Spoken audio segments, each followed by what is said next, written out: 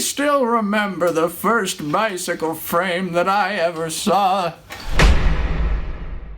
Back in 2009, I was 19 years old, and I got into cycling for real. You know, as a kid I rode bikes, but that was the first time as an adult that I actually really got into it. And within about 6 months, I had bought, a really nice road bike, and I had done a long bike tour, and I found out about bike frame building. I saw pictures of the bikes that Ian Sutton was making. He was doing Icarus Frames, and it's just such gorgeous stuff. I think he was getting it all painted at Circle A Cycles in Providence, Rhode Island, and he was building out of a shop in Boston, and I just thought it was like the most beautiful stuff. And I would see pictures of a lot of other builders too who were doing beautiful, beautiful work. His were probably the first ones that I noticed.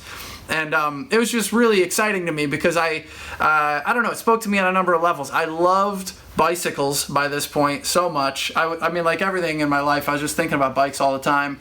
And then I loved, I had always been sort of mechanical and interested in stuff. If I was into guitars and I liked like tinkering with the guitars and setting up the action and changing, I like playing with those, and I was interested in the models and the specs.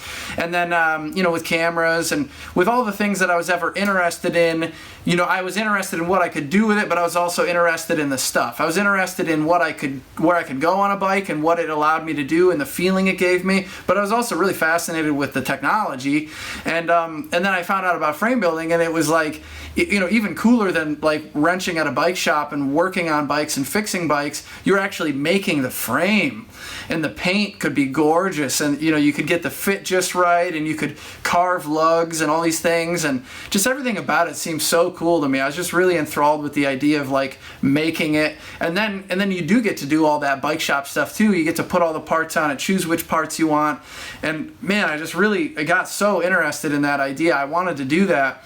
And I saw about another 6 months later or something, so I had only really been seriously riding bikes for a little bit over a year, and I saw Doug Fattic in my home state of Michigan, in Niles, Michigan. He had this class, and it was 2 weeks long, and I could go and I could learn how to make a traditional lugged bike where you silver braze the joints together on the frame.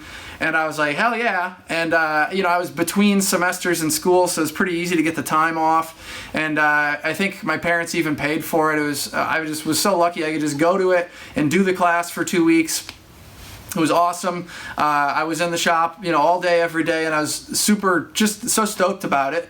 I learned how to braze, and I learned how to, actually use a hand file properly, and hacksaws and emery cloth, and, how you would design the bike and fit someone to it. And, man, I was so into it.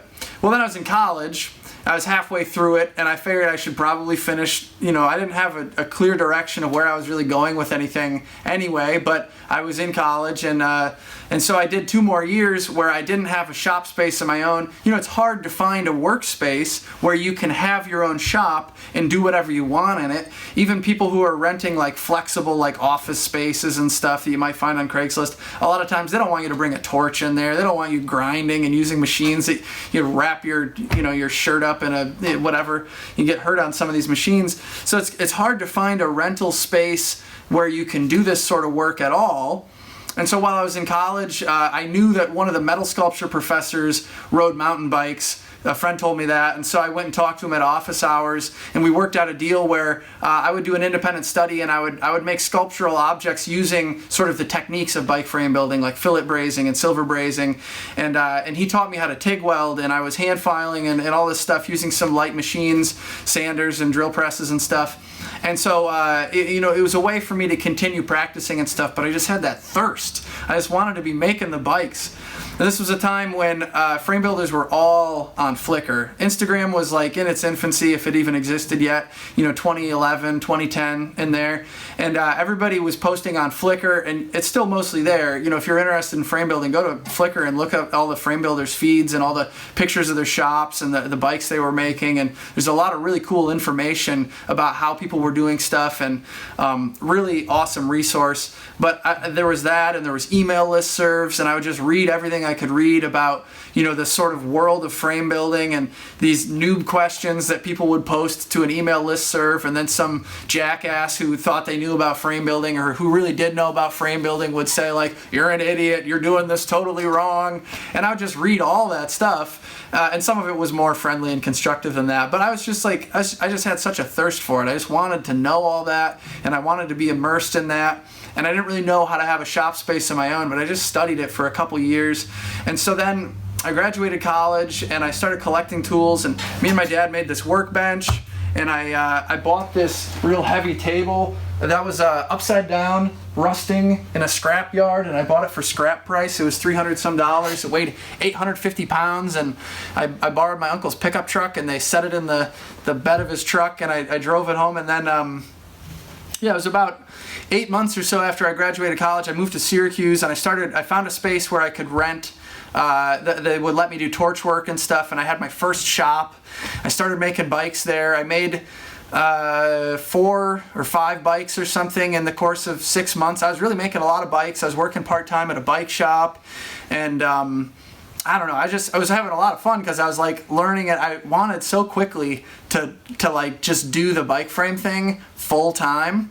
I didn't have that much experience, no business experience, hardly any fabrication and bike frame building experience, not a lot of experience with like fitting people to bikes, but I just didn't want to be doing anything else. I just wanted to like make gorgeous bikes and then, get them under other people who loved cycling so they could ride around on this like machine that I poured my heart into. It just was like such a romantic idea to, pour your heart into something that you care about, something that is expressive, like artistically. It's this mechanical object that's refined and that you just get to, I don't know, it's just so exciting to me to like make that object and then give it to someone, not to use as like, someone buys like a Toyota Corolla because it's a reliable car that'll get them to work. But like cycling, for people who really spend a lot of time on their bike, generally people love their bike. They love where their bike can take them. They love the feeling of, climbing a big hill and then getting to the top and saying, I did that, I climbed that hill. You're riding, it's very social, you're riding with your friends. I don't know, it's just like, it's such a romantic idea to be creating the machine that then people get to, spend their favorite time for a lot of cyclists, is just on the bike riding, and to be the person who makes that and to have a relationship with that customer and to help them enhance their cycling experience even more because they have the machine that fits them just right and has their aesthetic considerations, has all the parts they want. It's just so cool. I just really love it. And so for a couple of years there, I would work part-time jobs. I was living in Syracuse, New York. Things are pretty cheap. If you look around, you can find apartments cheap. If you're lucky, you'll find a workspace pretty cheap. And there's a lot of cities like that. Good luck in New York City or in Seattle or LA or something. I mean, it's just the cost of living is ridiculous to have a workspace where you can teach yourself how to do this stuff. I guess some people can do it, but here the cost of living was low enough that I could work like 20 hours, 25, 30 hours a week at some crappy job that I get like barely over minimum wage, and then I'd spend all my time in the shop that I could, nights and weekends, just playing around and practicing stuff. When I bought my TIG welder, I just did like 100 or more just, test joints, just like, I'd weld it and then I'd break it, and then, I had a sense of where they would break, and then I was just welding them just to get the muscle memory and, to do that stuff. I don't know. Anyway, I just wanted to make a video talking about sort of how I got into it and why I love it so much. I think a lot of people can relate to that, like wanting to do something that you're proud of, wanting to do something that's like maybe a little bit beautiful and remarkable. In the world that we live in, where all the stuff that you can buy and all the stuff that fills your life, all the material objects, they're mass produced, and they usually do their job pretty well, but there's not that same sort of like passion that goes into it and that same sort of like soul and heart. And I don't know, it's just like, it's such a romantic thing to be, in your shop, long hours with you light up the torch, or, you flip down the welding hood and you got the grinder and it's like shooting all the sparks away. I don't know, it's just, I feel like the frame building world isn't only concerned with making a functional object, and of course it's also concerned with making a highly functional object that really does the job well, but there's just this there's just this magic that, I don't know, I just love it so much. And so lately what I've been doing in my shop is not primarily frame building, it's primarily making and designing and then selling the tools for frame builders. So over the years, I was a cheapskate and I was like, well, I'll just make my own, tube bender. I'll make my own seat stay mitering tool, my own frame fixture. And it's really doesn't really pay off to do that most of the time. You learn a lot. It can be satisfying. It's really slow, but I liked doing it. I was having fun with it. And I found over time that I was getting pretty good at it. By the time I had made a handful of these tools, hadn't even finished building all the tools in my shop. There's quite a few things I would need to really be a production frame builder, or like a independent frame builder, but I still need main tube mitering fixture and a handful of other things that I never even got around to building.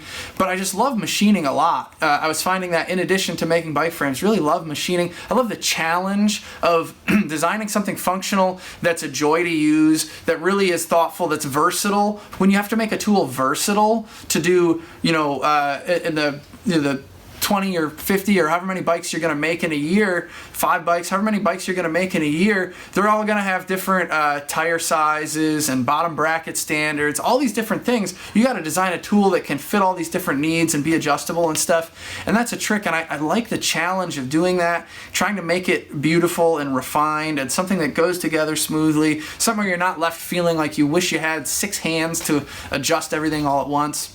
So I really like that sort of that challenge. And then I also was finding that with frame building, if you're ever going to sell the product, you need to be able to relate to your customer and to be able to market to your customer. And that's fine. And I like cycling, and I have a lot of friends who ride bikes. It's a social activity. It's the golf for millennials, is cycling, right? I love cycling, but I never felt like I was that good at talking bikes with the kind of people who would buy nice custom bikes. I'm kind of a dirtbag, and I got dirtbag friends, and I live in like a post-industrial city, and I don't know, I just don't have the connections. I didn't feel like I had the experience or the vernacular to make impressions on those people, but I love talking shop. I love talking about welding. I love talking about machining. I love talking about shop organization, and that's why, I do this YouTube channel. I mean, partly it's promotional for the stuff that I'm making and selling, but I just love doing this stuff. I was shooting videos like this a couple years ago, and I was like, why? I can't afford to spend this much time making these. This doesn't help me. And now it's related to my business model because I can talk to those kinds of people who are interested in this stuff. It's a win-win for me because I love talking shop stuff. I love talking frame building. And so it's just like a better business model fit for me, I think, to make a product that I can serve a community of people where I can do shop talk with them and then sell to them. That's a better fit for me. And so that's one of the reasons that I moved away from frame building itself. But there's a lot of bikes I want to make in my life, and I'm going to keep making them for the satisfaction of it and because how much it means to me.